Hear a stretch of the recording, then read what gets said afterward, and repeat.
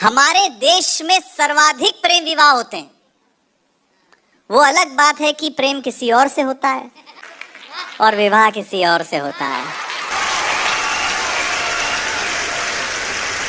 महिलाएं सब कुछ कंट्रोल कर सकती हैं, लेकिन उनसे ये कह दो कि ये बात किसी को मत बताना, फिर उनका सारा का सारा कंट्रोल खत्म हो जाता है ना। जब हम अनपढ़ थे तो हम गांव में रहते थे। हम पढ़े लिखे हो गए तो तनाव में रहते हैं।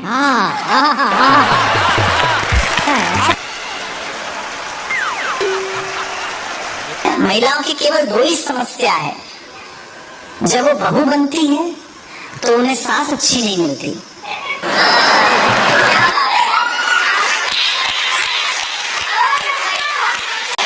दूसरा बोलने की जरूरत ही नहीं पड़ी। पहले बच्चे डरते थे कि पता नहीं कैसे टीचर मिलेंगे, अब टीचर डरते हैं पता नहीं कैसे बच्चे मिलेंगे।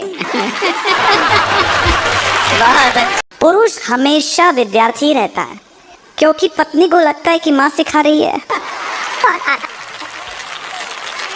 और माँ को लगता है कि पत्नी सिखा रही है। अच्छा, विनम्रता की पराकाष्ठा देखो आप, सिखाने का क्रेडिट भी खुद नहीं लेती है।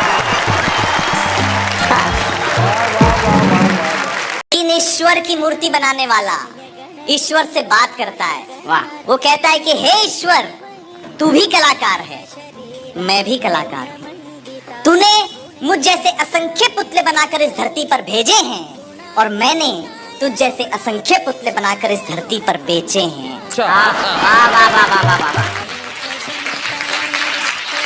पर हे ईश्वर, उस समय बड़ी शर्म आती है जब तेरे बनाए हुए पुतले आपस में लड़ते हैं और मेरे बनाए हुए पुतलों के आगे लोग शीश झुकाते हैं। वाह, बढ़िया।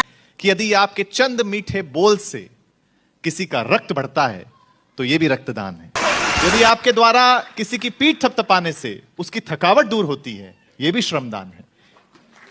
यदि आप उतना ही ले थाली में जितना कि व्यर्थ न जाए, यह भी अन्नदान है। और यदि किसी रोते हुए व्यक्ति को आप हंसा दें और वो अपने आंसू पोंछ ले, यह भी स्वच्छ भारत अभियान का एक हिस्सा है। अगर घर वालों के इंतजार में क्या बात है तो जंग लग जाएंगे औजार में। पटा लो किसी लड़की को प्यार में, दे दे उपहार में।